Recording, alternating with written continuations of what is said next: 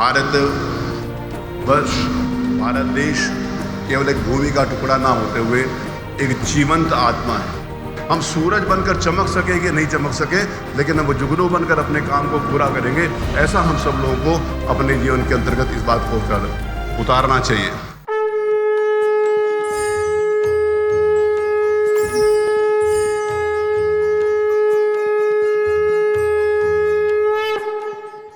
श्री सतीश महाना जी भारत की आत्मा, सनातन मूल्य एवं राष्ट्र निर्माण इस विषय पर संबोधित करेंगे। श्री सतीश महाना जी उत्तर प्रदेश विधानसभा के अध्यक्ष हैं। राजनीति के साथ साथ आप धर्म, संस्कृति और राष्ट्र कार्य के विषयों में भी सक्रिय रूप से सहभागी होते हैं। राजनीति में पारदर्शिता, संयम और विकास पर जोर देने वाले नेतृत्व के रूप में आप जाने जाते हैं। मैं आपसे अनुरोध करता हूं कि आप हमारा मार्गदर्शन करें। सनातन राष्ट्र शंखनाद के इस शंखनाद अवसर पर मंचासीन सभी सम्मानित संत वृंद को मैं हृदय से और आत्मा से आपके चरणों में प्रणाम करता हूं और आपके आशीर्वाद से और आपकी इच्छा और आज्ञा से मैं अपना बात प्रारंभ करता हूं। बहुत महत्वपूर्ण विषय के ऊपर मुझे बोलने के लिए कहा गया है। सनातन की प्रासंगिकता हमारे राष्ट्र के लिए क्या होनी चाहिए।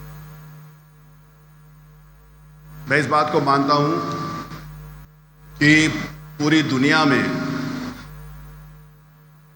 विभिन्न देशों के रहने वाले लोग जिस देश में वो रहते हैं उसको केवल एक भूमि का टुकड़ा मानते हैं और भूमि का टुकड़ा मान के यदि उनका समर्पण है तो उस भूमि के लिए है, उस राज सत्ता के लिए है जिस व्यवस्था के कारण वो पूरे के पूरा अपना जीवन यापन करते हैं। परंतु हम सब सौभाग्यशाली हैं, हमने जिस धरती के ऊपर जन्म लिया है, ये धरती केवल भूमि का टुकड़ा ही नहीं, हमारे लिए जीवन जीने का एक साध और एक साधन। हमारी संस्कृति, हमारे संस्कार, हमारा समर्पण, हमारा सुख, हमारी समृद्धि, हमारे विचार सारे के सारे हम इसमें देखते हैं। भारतवर्ष, भारत देश केवल एक भूमि का टुकड़ा ना होते हुए एक जीवंत आत्मा है और ये जीवंत आत्मा जिसको हम सनातन के रूप में कहते हैं, जिसकी ना शुरुआत है ना किसी का अंत है और जो अनवरत चलने वाला आदि काल तक ये एक राष्ट्र पुरुष के रूप में हम इसको देखते हैं। हम सबके लिए इस बात के लिए सौभाग्य की बात है कि आज इस अवसर के ऊपर हम यहाँ पर खड़े हुए कि भारत के दृष्टिकोण को प्रदर्शित करता है। अभी मेरे से पहले पूज्य गोविंद गिरि जी महाराज जी ने अपनी बात कही, हम सब लोगों को केवल उन विषय के ऊपर नहीं, केवल उस भाव के ऊपर नहीं कि हम संस्कारित हैं और हमारे को सेवा करनी चाहिए। एक हाथ में माला और दूसरे हाथ में भाला की आपने बात करी। इस बात के लिए हम सब लोगों को विचार करना होगा कि जिस संस्कृति की रक्षा के लिए अभी यहाँ पर महाराज जी ने इस बात को बोला कि ये जो सनातन संस्था के द्वारा इस बच्चों का प्रदर्शन यहाँ पर किया गया है, इसकी आवश्यकता पूरे देश में हर जगह है। कहीं ना कहीं हमारे मन में भीरुता और हमारे मन में ये बिठा दिया गया कि हमारे को अपनी रक्षा के लिए केवल उस वाणी का प्रयोग करना है जो विनम्र हो, जो समर्पित हो। लेकिन मैं इस बात को कहता हूँ कि केवल उस वाणी के साथ नहीं, अपने साहस और शौर्य का भी प्रदर्शन करना हमारी संस्कृति और हमारे संस्कारों ने हमारे को बताया है। भारतवर्ष संत महात्माओं का देश है और संत महात्माओं का जो दृष्टिकोण है, इस स्थूल शरीर के अंदर एक आत्मा विराजमान है और उस आत्मा की खोज करने के लिए एक तीसरी शक्ति है जो जीवन की उत्पत्ति का कारण एवं प्रकार बनती है, जो चिरकाल तक विद्यमान है एवं बिना किसी परिवर्तन के आदि काल तक रहेगी। जो शक्ति चिरकाल से विद्यमान है और आदि काल तक रहेगी, हम उस शक्ति के अंतर्गत, इस देश के अंतर्गत, इस संस्कारों के अंतर्गत पले हुए, पल्लवित हुए और पोषित हुए। और ये शाश्वत सत्य है।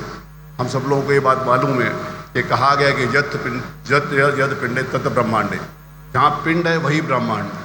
और जो एक व्यक्ति सोचता है, एक व्यक्ति की खुशहाली की बात करता है, जो उसकी सोच है वही इस देश की सोच है और जो एक व्यक्ति की खुशहाली की बात है वही पूरी दुनिया और पूरे विश्व की सोच। तो उसमें क्या है, उसमें हमारे पास क्या अंतर मिलता है।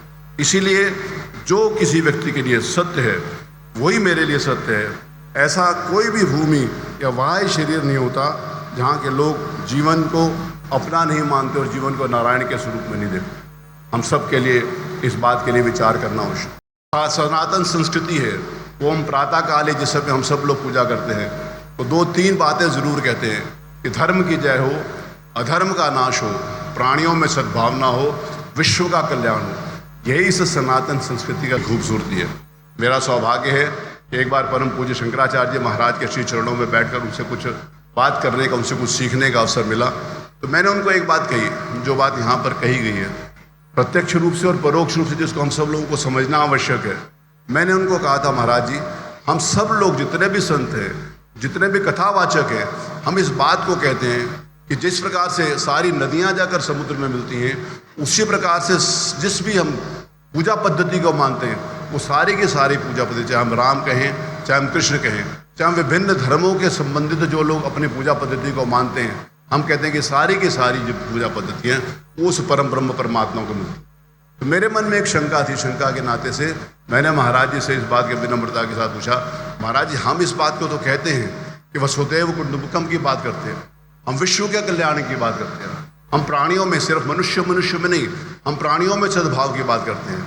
लेकिन ये सारे के सारे रास्ते कहाँ पर कब तक मिलेंगे, जब तक दूसरे धर्मावलंबी जिनका अगर शरीयत है, जिनका अगर कुरान है जिसमें वो 9.5 के लिए कहते हैं कि जहाँ पर इस्लाम को मानने वाले ना हो उनको ढूंढो, उनकी घात लगा कर बैठो, उनका कत्ल कर दो। ये बात भी हमारे को लोगों को बताने की आवश्यकता है। अगर मैं यहाँ पर बोल रहा हूँ, हो सकता है कि कुछ लोगों को ये बात अच्छी ना लगे, लेकिन सत्य तो यही है। कैसे आपसी तालमेल होगा? मैं कहूँ कि आप मेरे साथ आकर मिलो और आप कहेंगे कि मैं आपके साथ घृणा करता हूँ, आपको मारने के लिए तैयार हूँ, तो ये नहीं चलेगा। और ये तब तक ये इस प्रकार की बात इस देश के अंदर होती रहेगी जहाँ पर धर्म को लोगों को पूछकर उनकी हत्या करी जाएगी। यहाँ पर एक बहुत महत्वपूर्ण बात स्वामी गोविंद गिरि जी महाराज ने कही है कि इसके लिए हम सब लोगों को जागृत होना पड़ा। हम जहाँ कहीं भी हैं, हम अपने इंडिविजुअल ना होकर, एकाकी ना होकर, हमारे को सबको एक संस्था के रूप में काम करना है और इस साहस के साथ काम करें। हम जितना हम प्रकाश दे सकते हैं उतना उस प्रकाश को देने का प्रयास करें। कभी कभी हम सोचते हैं कि ये हमारा काम नहीं है तो दूसरों का काम है। मैं इस बात को कभी कभी मानता हूं कि जो राज सत्ता होती है उनकी जिम्मेवारी उस मैंडेट को पालन करनी है तो जो जनता के द्वारा दिया जाता है। लेकिन कुछ लोग जो राज सत्ता के अंतर्गत पहुंच जाते हैं केवल वही जिम्मेवार नहीं होते। मैं जिस संस्था से आता हूं, परम पूज्य रज्जू भैया जी से एक बार मेरी बात हुई थी तो मैंने उनको कहा कि रज्जू भैया जी सरकार बन गई लेकिन कोई परिवर्तन नहीं आ रहा। तो उन्होंने कहा था परिवर्तन सरकारों से नहीं समाज से होता है और समाज को परिवर्तन करने का काम हमारे पूज्य संत बंधुओं के द्वारा किया जाता है। आप ही वो लोग हैं जिनके द्वारा ये संदेश दिया जाएगा और उसी के अनुरूप, उसी के कारण आज हमारी संस्कृति टिकी हुई है। ये कहते हैं यूनान में रोमा मिट गए, जहाँ से कुछ खास है कि हस्ती मिटती नहीं हमारी। वो क्यों नहीं मिटती? वो इसलिए नहीं मिटती क्योंकि हमारे को आपका आशीर्वाद प्राप्त है, आपका मार्गदर्शन। आज जिस प्रकार की सत्ता है, जो धर्मावलंबी है, जो इस देश की बात करता है, कभी कभी मेरे मन के अंदर का विचार आता है कि इस बात का प्रमाणित हो गया क्या, इस बात का सर्टिफिकेट मिल गया क्या कि जो राष्ट्र की बात करेगा वो सत्ता के साथ जुड़ा हुआ। अभी हमने पिछले कुछ दिनों जिस समय ये पाकिस्तान का युद्ध हुआ, मैं क्षमा चाहता हूँ, मैं हो सकता है कुछ बात कहूँ, कुछ गलत बात कह दूँ तो यहाँ पर बहुत सम्मानित संत बंद बैठे, मैं हाथ जोड़ के क्षमा चाहता हूँ। लेकिन अगर इस देश के एक व्यक्ति ने जो हिंदू धर्म का हमेशा विरोध करता था, अगर उसने भारत माता की पगड़ी पहनकर और भारत माता की जय कहना शुरू कर दिया हैदराबाद से, तो लोगों ने कहा ये बीजेपी वाला हो गया। तो इसका मतलब राष्ट्र की बात करना, सरकार की बात करना होगी क्या? अगर राष्ट्र की बात करना केवल यहाँ पर सीमित होगी क्या कि यही लोग कर सकते हैं, इसके अलावा कोई नहीं कर सकता क्या? इस बात का विचार बहुत महत्वपूर्ण है और इसको खुलकर कहने की आवश्यकता है। मैं क्षमा चाहता हूँ, खुलकर कहने की इस बात को। कभी कभी हम छुपा कर कहना चाहते हैं, अपने अंदर मन के अंदर कुछ बात रखते हैं, कहना तो चाहते हैं लेकिन भय करते हैं। भय खाने की आवश्यकता नहीं। मैं मेरे गुरुजी परम पूजनीय सत्यमित्रानंद गिरि जी महाराज ने एक बार मुझे एक प्रसंग जिसे मैं कथा के अंतर्गत उन्होंने बताया। उन्होंने कहा था कि एक बार वो नदी के किनारे बैठे हुए थे, गंगा जी के किनारे बैठे हुए थे हरिद्वार में। तो धीरे धीरे शाम ढलने लगी। जब शाम होने लगी तो अमावस्या के घनघोर अंधेरी रात, वो जैसे शाम हुई तो कुछ जुगनू झाड़ियों से निकल कर आए, वो प्रकाश देने लगे। तो महाराज जी ने, स्वामी जी ने उनसे पूछा कि हे जुगनू, आप बताओ इतनी घनघोर अमावस्या की रात में आप कैसे उसके साथ भिड़ने के, कैसे आप उसके साथ संघर्ष करने के लिए तैयार हो गए? इतनी अंधेरी रात में आप उसको चमकने की कोशिश कर रहे हो। तो मैं जितने भी यहाँ पर मित्र, भाई, बंधु, भगिनी बैठे हुए हैं, मैं उनसे कहना चाहता हूँ कि जो स्वामी जी ने कहा था हम सब लोगों को उसको ध्येय वाक्य के रूप में अपने जीवन में उतारना चाहिए। उन्होंने कहा था कि सूरज अपना काम करता है, हम जुगनू के प्रकार से अपने क्षमता भर प्रकाश देने का काम करेंगे, ये हम जरूर करेंगे। हमारे में जितनी क्षमता है हम सब लोग उतना प्रकाश देने का काम समाज के अंतर्गत जरूर करेंगे। हम सूरज बनकर चमक सके कि नहीं चमक सके, लेकिन हम जुगनू बनकर अपने काम को पूरा करेंगे। ऐसा हम सब लोगों को अपने जीवन के अंतर्गत इस बात को उतारना चाहिए। आज इस अवसर पर जिस समय धर्म की बात होती है और पूजा पद्धति की बात होती है, अभी श्रद्धेय पिंगले जी ने कहा कि भारत का संविधान जिसमें यह कहा गया है कि समाजवादी पंथ निरपेक्ष राष्ट्र, मैं विनम्रता के साथ कहना चाहता हूं कि मूल संविधान में कहीं नहीं है। मूल संविधान के बाद संविधान में संशोधन जिस समय किया गया उसमें इसको जोड़ा गया। मूल संविधान में कहीं भी समाजवाद और कहीं भी धर्मनिरपेक्षता की बात नहीं है। मूल संविधान में जो हमारा राष्ट्र है, जो हमारी संस्कृति है, जो हमारे संस्कार हैं, केवल उन्हीं का वर्णन किया गया है। इसीलिए हम सब लोगों को इस बात के लिए ध्यान रखना पड़ेगा कि वास्तविकता क्या है। कभी कभी हम संविधान की बात करते हैं, राजनीति की बात करते हैं, संविधान को राजनीति के साथ जोड़कर अपने उद्देश्यों को पूरा करने का प्रयास करते हैं, लेकिन संविधान में भी ऐसा नहीं लिखा हो। तो इसलिए मैं इस बात को कहता हूँ कि जो प्रगतिशील राष्ट्र है, अभी मैं यहाँ पर बैठा हुआ था तो यहाँ पर बातचीत हुई, आदरणीय जैन साहब से मेरी बातचीत हुई, वहाँ पर बैठे सुदर्शन न्यूज़ के भाई साहब से बात हुई। तो जिस प्रकार से आज समाज में व्याप्त जो कुरीतियां हैं, जो टेलीफोन के अंतर्गत हमारे को बहुत सारी चीज़ें हैं। मैं कभी कभी टेलीफोन, मैंने उनको बताया कि मेरे को फ़ोन खोलने में डर लगता है कि कभी कभी मैं फ़ोन खोलूँगा और किसी का मैसेज आ जाए, उस मैसेज के नीचे क्या है, हाथ लगाने में डर लगता है, कहीं घर में बच्चे और बीवी देख लेंगे तो कहेंगे क्या ये भी देखते हो। इस प्रकार का भय व्याप्त हो गया है। तो इसके लिए भी जन जागरण करने की आवश्यकता है। समाज जब तक जागृत नहीं होगा तब तक हम उस परिवर्तन के बारे में जो सोच रहे हैं, जिसको निश्चित रूप से हम प्राप्त करेंगे। आज से कुछ वर्ष पूर्व जैसे महाराज जी ने कहा कि 2.5 एकड़ भूमि के लिए हमारे को 500 वर्ष तक संघर्ष करना पड़ेगा। जिस समय श्री राम जन्मभूमि आंदोलन के साथ मैं भी बाल्यकाल से जुड़ा था, तो जिस समय हम ये नारा लगाते थे कि रामलला हम आएंगे और मंदिर वहीं बनाएंगे, सौगंध राम की खाते हम मंदिर, तो कभी कभी एकांत में जाते थे तो मन में भय होता था, भगवान राम की कसम भी झूठी खा लोगे क्या, सौगंध राम की खा रहे हो कि मंदिर वहीं बनाएंगे। और उस समय जो परिस्थितियां थी, उन परिस्थितियों के अंतर्गत उस सौगंध को पूरा होना ये कल्पना की बात थी और सोच भी नहीं सकते थे। वो केवल अगर राजनीतिक बातचीत के नाते से लोग कहते थे कि ये राजनीति कर रहे हैं। लेकिन मैं अपने आप को सौभाग्यशाली मानता हूँ और हम सब लोग अपने आप को सौभाग्यशाली मानते हैं कि हमने जिस राम की कसम खाई थी, उस राम ने हमारी लाज रखकर उस मंदिर को बनाने के लिए हमारे ऊपर कृपा की। ये सत्य है। अगर उस राम की कृपा हमारे ऊपर उस केवल एक मंदिर के प्रतीक के रूप में है, मंदिर हमारे देश की आस्था है, भगवान हमारे देश की, भगवान मर्यादा पुरुषोत्तम भगवान हमारे देश की आस्था है, हमारे संस्कार है, हमारा जीवन है, हमारी आत्मा है, हमारा जीवन जीने का एक तरीका है। तो क्या वहीं पर समाप्त कर देना चाहिए? आज भी बहुत सारी ऐसी शक्तियां, जैसे भी यहाँ पर कहा गया मंच के ऊपर, हमारे बीच में से ही बहुत लोगों को इस बात के लिए समझना पड़ेगा कि हम किस बात का विरोध करें। भी एक बिल के बारे में महाराज जी ने चर्चा करी, उस बिल के बारे में कितने लोग उसके विरोध में आए। ये सारी की सारी चीजें, और ये तब संभव होगा जब हम सब सनातन धर्मावलंबी अपनी उस शंखनाद के साथ, जो यहाँ से उस आवाज उठेगी, जो यहाँ से ध्वनि हो जाएगी और जो यहाँ से संतों के आशीर्वाद से जो प्रकाश उठेगा, वो पूरे देश में राम राज्य लेकर आएगा। मुझे इस बात के लिए विश्वास है।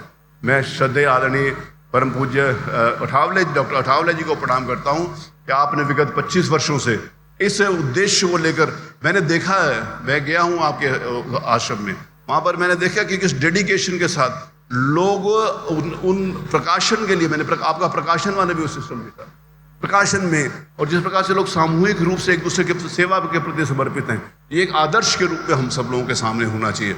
और इसी आदर्श को हम अपने जीवन में उतार लेंगे तो निश्चित रूप से हम सब लोग इस देश की प्रगति के लिए, इस देश की राजनीति की सत्ता के लिए, इस देश को हिंदू राष्ट्र बनाने के लिए और इस देश में हिंदू धर्मावलंबियों के सम्मान के लिए हम सबको आगे आना पड़ेगा। मैं आज इस अवसर पर, मेरे लिए सौभाग्य की बात है कि इतने सम्मानित पूज्य संतगण जिस मंच के ऊपर उपस्थित हों, वहाँ पर मेरे जैसा छोटा सा सेवक उसको इस मंच के ऊपर अवसर मिल जाए, ये मेरे लिए सौभाग्य की बात है। मैं महाराज जी आपके पवित्र पावन चरणों में प्रणाम करता हूँ, इस विश्वास के साथ कि आपके द्वारा जो दिया गया आशीर्वाद है, आपके द्वारा जो दिया गया संदेश है, मैं इस बात को और कह के मैं अपनी वाणी को विराम दूंगा। आज हमारे लिए सौभाग्य की बात है, मैं किसी भी प्रकार की कोई राजनीति नहीं कर रहा, मैं राजनीतिक क्षेत्र से आता हूँ, मैं किसी प्रकार की कोई राजनीति नहीं कर रहा। हमारे लिए सौभाग्य की बात है कि आज हमारे पास ऐसा नेतृत्व है पूरे देश में, आज हमारे पास ऐसा नेतृत्व है प्रदेश में कि जिस नेतृत्व को वहाँ तक पहुँचाने के लिए, वहाँ तक बिठाने के लिए वर्षानुवर्ष आपकी तपस्या, आपका मार्गदर्शन और आपके द्वारा दिया गया प्रकाश ही है जिसके कारण आज हम वहाँ पर बैठे हुए हैं और आपके मार्गदर्शन में इस देश को एक नई दिशा देने का काम कर रहे हैं। आपका आशीर्वाद, आपका संरक्षण इस सदैव मिलता रहे, इस निवेदन के साथ मैं पुनः आप सबके चरणों में प्रणाम करता हूँ। यहाँ पर उपस्थित सभी भाइयों और बहनों के श्रद्धापूर्वक उनके चरणों में प्रणाम करते हुए सनातन संस्था के प्रति हृदय से आभार व्यक्त करता हूँ कि आपने ये अवसर दिया। आप सभी संत बंधुओं को हाथ जोड़कर आपके चरणों में प्रणाम, बहुत बहुत धन्यवाद। भारत माता की जयतु जयतु हिंदू राष्ट्रम, जयतु जयतु हिंदू राष्ट्रम।